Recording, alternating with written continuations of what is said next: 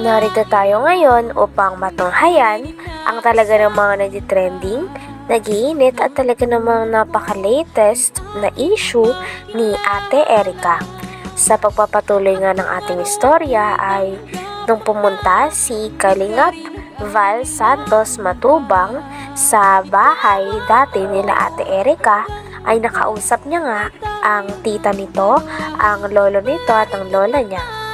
At dito nga nilabas ng hinaindi ng kanyang tita na talagang simula daw nagkapera sila Ate Erica ay nagbago na daw ang kanyang ugali. Dati kasi nung wala pa silang pera ay damay-damay at sama-sama daw silang magpapamilya. Ngunit ngayon ay bigla na lang daw nilang iniwan ang kanyang pamilya at hindi na kinakamusta. Nagtampo rin naman po kami kaunti sa kanila kasi po nung time po na 50-50 na rin po yan si mama eh. Swerte na lang po at nabuhay pa. Nung bagong taon na agaw-agaw na rin po yan, eh, nagtampo rin po ako sa kanila kasi nakuha pa po nila kasing maghanda, nung bagong taon magpakasaya. Sa halip na kami nasa ospital, nung time na yun. Talagang Hindi naman baga po sa Kuya Val, grabe, nasabon mo ako doon na naiingit. Naiingit ka pero malay ko. hindi po kuya, di ako Ay, hindi naiingit. ka Ang ano ko naiinggit. lang po talaga yung kagaya po nung dati nung wala pa silang mga pera, yung damay-damay kami, yung tulong-tulong kami pag ang dati okay sila, no? Na maganda yung relasyon nyo. Eh ngayon po kasi Nung parang, nagkapera, iba na. opo, yun po yung isinasama ko lang din po ng loob sa kanila. Dapat di sila nagbago.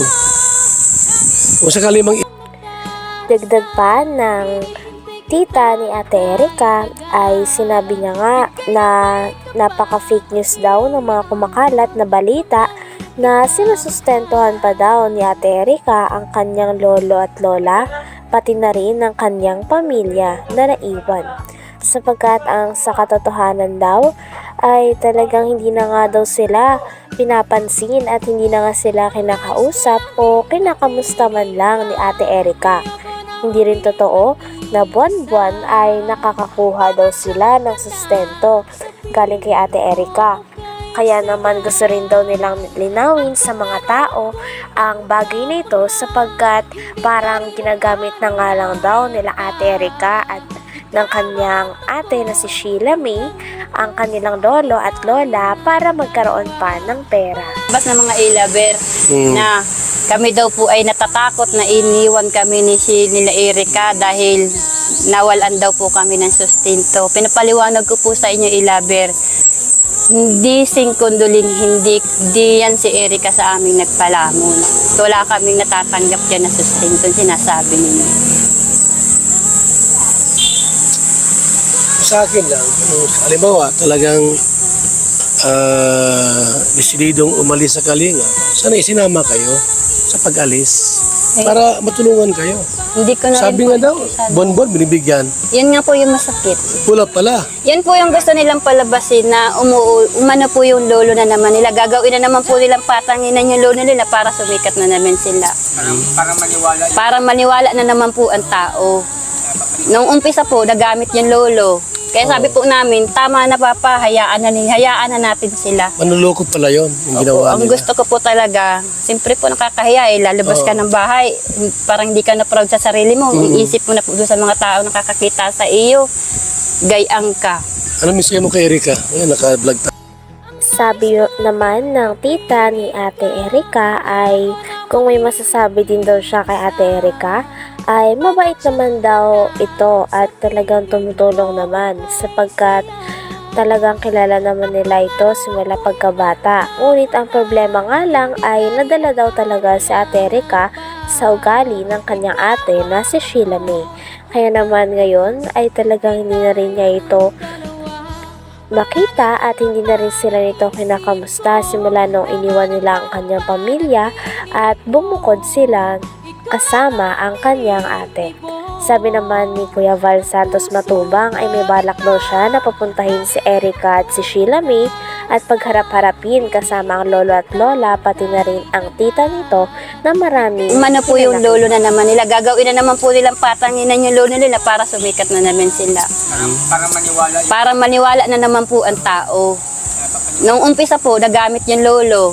Kaya sabi po namin, tama na papa, hayaan na natin sila. Manluloko pala yon yung Opo, ginawa ang nila. gusto ko po talaga, siyempre po nakakahiya lalabas ka ng bahay, parang hindi ka na proud sa sarili mo, iisip mo na po doon sa mga tao na nakakakita sa iyo, gayang ka. Ano mensahe mo kay Erika? Ayan, naka-vlog tayo. Ano mensahe mo kay Erika? Kay Erika naman po, wala naman po akong mas sama ng loob dyan sa bata na yan. Kasi kung sa mabait naman po, mabait yung bata na yan. Matulungin din naman po yan. Kaso lang, nadala lang po nito ni ate niya. Kasi kaling magkasunduin ko kayo. Payag ka na magkasundo kayo doon sa kabila. Hindi na muna po, sir. Hindi mo na? Hindi na muna, sir. Kasi ang gagawin ko, puntahan ko si Erika sa si Shelamit, papuntahin ko dito para magkasundo Ayaw na kayo. rin po nung apo. Tinanong naman ni Kuya Val Santos Matubang ang lolo ni Ate Erika kung gusto niya pa bang makipag-ayos kay Ate Erika at kay Sheila May. Ngunit sabi nga ng lolo at lola nila Ate Erika ay ayaw na daw nila makipag-ayos sapagkat hindi na daw nila kaya ang mga nasabi nito sa kanila. Sinabihan kasi ni Sheila May o ng ate ni Ate Erika ang kanyang lolo na mukha daw silang pera. Kaya naman sobrang sakit daw nitong masabihan para sa lolo ni Ate Erika sapagkat sila mismo ang nagpalaki, nagsustento at nagpaaral kay Ate Erika at kay Sheila May. Kung sakali tayo na puntahan ko sila Erika, Shelamit, para magkasundo kayo, payag ka? Ay, hindi na po. Umitawan ko na po sila. Yung ginawa sa akin ng ganyan ay harang nila, pastangan nila ko ay. Ganun ba? Malalim ang sugat mo tayo, ha? Hintay lang ang panahon. Pag nagbago sila, pero wala na sa akin. Bakit ay parang masamang loob sa papo mo? Ikaw nang magsasabihan ng mukhang kwarta, ganyan. Aba, anong kwarta ang bigyan sa akin? At sasabihin sila, Siya may sabing mukhang kwarta ka. si Silam, Mukhang kwarta ka daw? itong tanda kong ito, sabihin ako ng ganyan. Walang kaugali. Grabe naman. Hindi dapat bilang isang apo, huwag magsalita ng ganon. Sa lulo na sabihang mukhang pera. Saan sila nang galing? Sa amin, nagpalaki. Kami nagparal, kami nagpalaki kanila.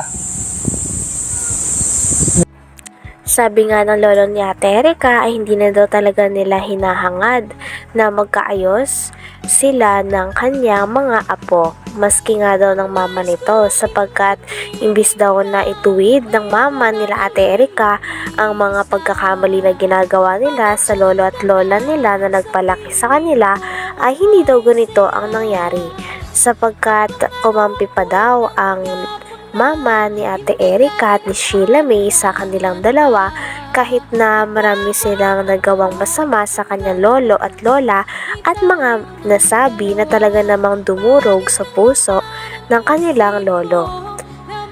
Sabi nga ng lolo ni Ate Erika ay parang wala na daw talagang pag-asa dahil ayaw niya na rin makita ang dalawa dahil feeling niya daw ay talagang nalapastangan siya sa mga sinabi sa kanya ng mga apo na kanyang pinalaki. Ayaw ko na. Mas hindi kayo magkasurundo. Hindi ko na hinagad na magkaayos pa kami. Maski yung ina niya. Yung ina wala din namang kwansan. Anak mo yung ina. Po.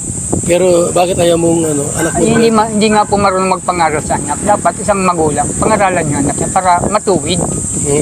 Matuwid yung mga anak niya. Eh wala. Kampi pa. Kampi pa dun sa anak. Pinagsisiraan pa nga yung nanay niya.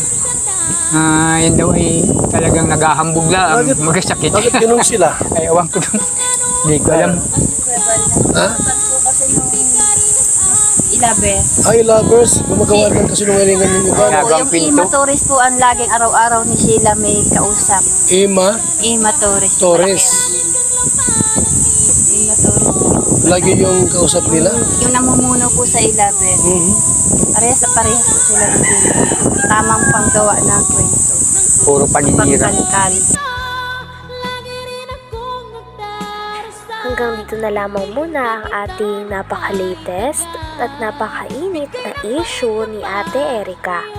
Maraming salamat sa inyong panonood. Hanggang sa muli. Bye!